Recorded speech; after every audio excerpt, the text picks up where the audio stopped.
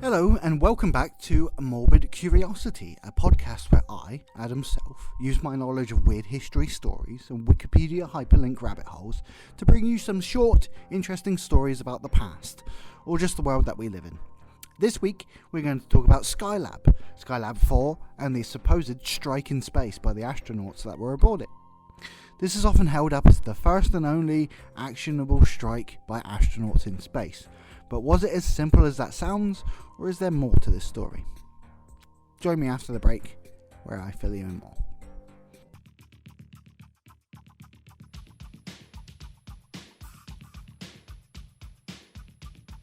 Morbid history, that's morbid.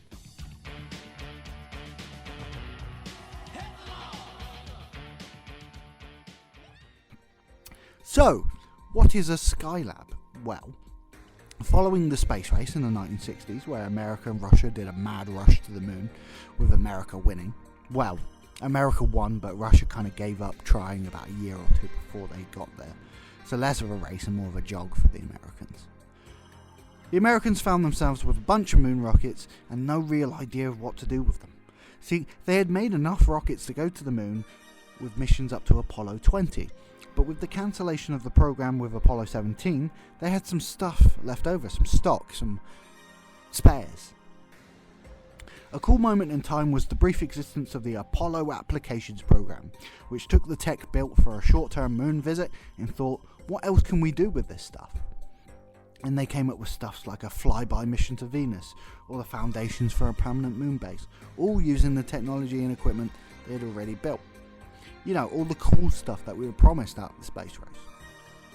Anyway, with the ongoing cancellation of the program, NASA had to figure out how to do something with the leftover gear that wouldn't exactly cost as much as a moonshot. What with it being the 1970s and the budgets being cut like a slasher movie. So eventually, they settled on what they called the Skylab project. The initial idea was what they would unironically call a wet workshop.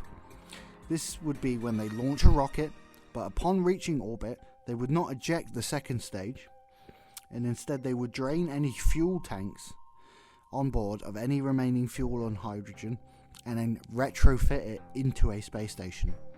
Yep, NASA planned on building a space station in the same way as you would turn an old transit van into a flat for a Krusty.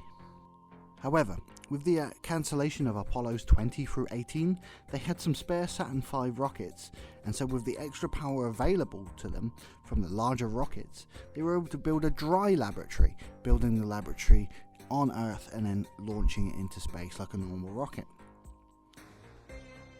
As this was NASA's purpose-built space habitation, with the previous modules and landers being seen as pure transportation, NASA had to deal with a strange and terrifying new ethos: interior design. Astronauts report that during the design process, the engineers were more interested in colour schemes than livability, which, yeah, that sounds about right for engineers. The final design for Skylab featured a ward or break room for meals and relaxation, a window to view Earth and space. Each astronaut had their own small sleeping closet, essentially, which had a sleeping bag, a locker, and a curtain for privacy. They also added a toilet and shower, which weren't just for cleanliness, but would also obtain urine and feces for examination on Earth. The waste that wasn't returned to Earth would be stored in an empty fuel tank. This was NASA's first attempt at anything approaching long-term living, and NASA had to send some guys to go live on a submarine for a couple of months just to get the idea of how people live together in a small confined space. There was also the problem of NASA's food, which according to one source was intolerable, and an Earth-based volunteer couldn't even last 4 days of eating the stuff, with it being said to be unpleasant in taste and composition. With all this in mind, you can already see it not being a great experience for those aboard Skylab. But NASA pushed ahead with the project, and on May 14th, 1973, the Skylab, or Skylab 1, was launched from Cape Canaveral. The mission went off to a bad start almost immediately, with the shielding of the craft failing and severe damage happening to the craft. It ripped off the station's shielding against micrometeors and solar rays and tore off one of the 2 solar panels attached to the body of the station. Chunks of the shielding also got stuck in the mechanism of the remaining solar panel, stopping it from deploying and effectively crippling the station without power. NASA launched their first manned mission to the station with Pete Conrad, Joseph P. Kerwin and Paul J. White aboard Skylab 2 on May 25, 1973, with their primary objective being to fix the mess that it had turned into. With no shielding, the inside of the Skylab had turned into a kiln. Think getting inside a car on a hot day, but much, much worse. Using a small port on the inside of the station, the crew were effectively able to drag a big reflective tarpaulin over the station, providing shielding and allowing the crew to work inside without being cooked. 2 additional spacewalks helped clear the remaining solar panel and activate it, and when the Skylab 2 crew left on June 22nd, 1973, staying a whole 28 days in space, it was a new world record. Skylab 3 launched on July 28, 1973. On board was Alan Bean, Owen Garriott and Jack Louisa. Before they even docked with the station, however, issues started. The propellant of their service module started to leak, affecting their ability to control their spacecraft. They were able to dock with the station, but further issues with it got them to prepare the Skylab rescue craft, which you'd imagine is some Thunderbird style thing, but in fact it was just an Apollo craft with some benches stuffed in the bin. During their stay, they installed an improved deflector shield, and the extended length of their stay allowed more research into the effect of living in space on humans. They were the first to experience the technical sounding puffy face syndrome, where liquid would collect in the head and face due to the lack of gravity. They had even brought some spiders up to see how they would fare in zero gravity. The spiders managed to create webs in the space provided for them with noticeable variations on normal. With all their success, the Skylab 3 crew returned to Earth on September 25, 1973. They were in space for 59 days. There would only be one more mission to Skylab. That mission would unsurprisingly be called Skylab 4. Can you tell them to stop that, please? Over. Tony, it's ground control. Can you stop the noise while they're trying to talk, please? Over. Hang on, I'm going for a record. He says he's going for a record. Over.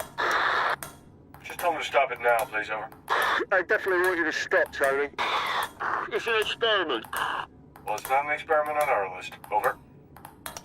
They say it's not on their list, Tony. What's he gonna fucking do? Fly up here and have a go at me? Tell him we're gonna stop his money. Over. Skylab 4 was launched on November 16th, 1973, and on board was Gerald Carr, Edward Gibson, and William Pogue. This was the only mission launched to Skylab where all 3 astronauts had not been in space before, and the first NASA mission to do so since the Gemini program. Normal NASA procedure was to have a veteran astronaut as the mission commander and then 2 people who were new. When the astronauts arrived and docked with the station, you can only imagine their shock and surprise and somewhat terror when they saw 3 human-shaped figures in Skylab 4 jumpsuits waiting for them. It turns out the crew at Skylab 3, before leaving, decided to set up 3 test dummies to surprise the next crew with. Whether or not this was a dig at the new guys being dummies, it's up to you. The crew then hid William Pogue's space sickness from ground control, which was quickly discovered when they had checked the onboard crew recordings. The crew had also had difficulty keeping up with the workload, with their initial tasks being unloading and storing the hundreds of items needed for the mission. The schedule for this mission required long hours of working, and soon they were tired and beyond schedule. 7 days into the mission,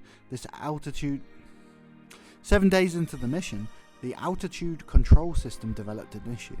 On Thanksgiving Day, Gibson and Pogue did a 6.5-hour spacewalk, deploying experiments and replacing film in the solar observatory, as well as repairing an antenna.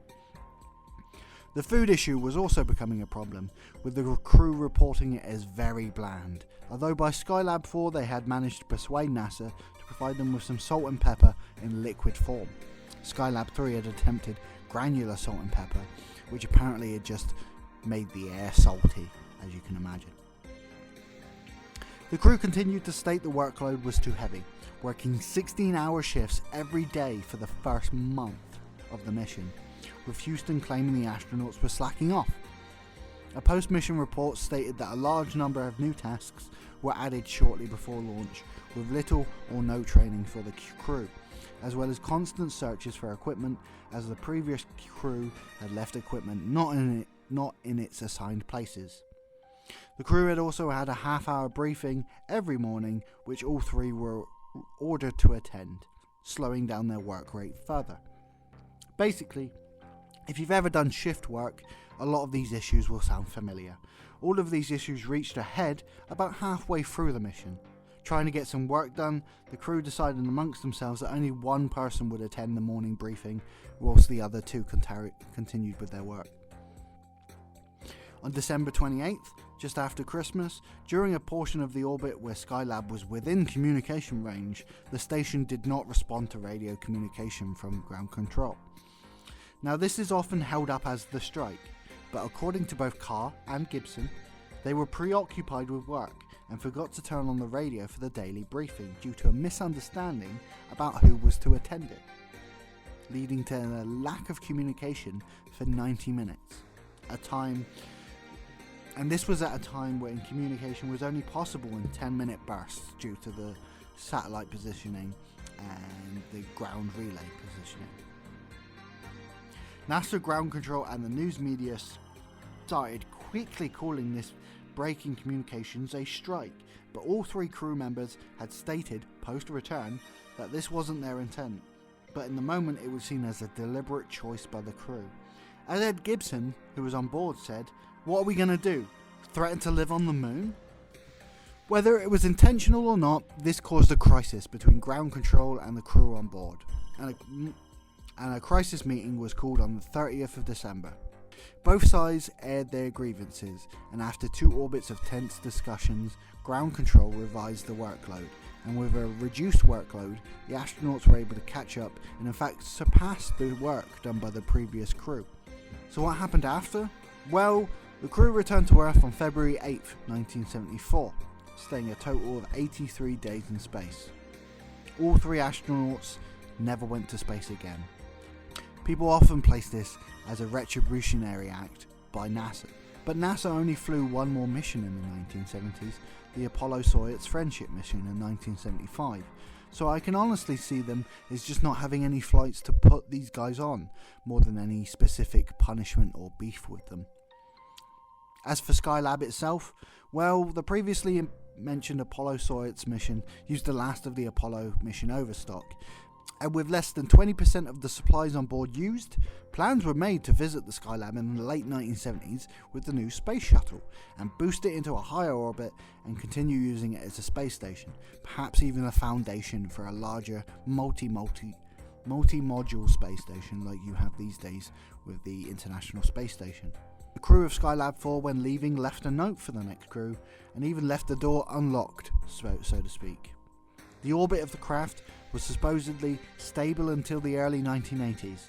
However, a British mathematician predicted that a greater than normal solar flare activity would actually bring the Skylab down in 1979. However, by the end of 1978, it became increasingly obvious that the shuttle would not be ready in time. And on July 11, 1979, Skylab re-entered the atmosphere. There was a media frenzy around the event, with advertising, scams and news coverage all catering on it. Taco Bell ran a competition to see that if it landed on a target, they would give away some stuff and things like that. It came down finally over Western Australia, with reports of people finding parts on their property for years afterwards. The space shuttle, Skylab's supposed saviour, was launched in 1981, 2 years too late. So that's the story of the Skylab strike in space, something that isn't what everyone made it out to be, but the very act of it happening caused an improvement in workplace conditions for astronauts. As we head into the future of commercial space travel and further development into the great black beyond our planet, it's always good to think of the fact that just not answering the radio was enough to scare NASA into reassessing their work conditions. Part of me wants to think they did do it on purpose, but as someone who's worked plenty of crap jobs in my time, sometimes you just get tired and forget about stuff and stressed. Thank you for listening to me ramble about space, and as always, join me again next time for a little bit more of my morbid curiosity. Thank you, and bye bye.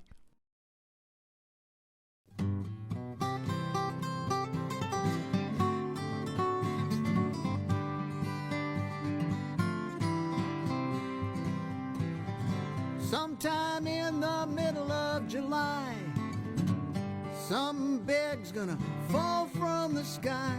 The odds are pretty small that you'll be in the way, but then again, it could be your lucky day. Skylab, Skylab, round and round it goes. Where it falls, nobody knows. 77 tons of outer space debris headed straight for you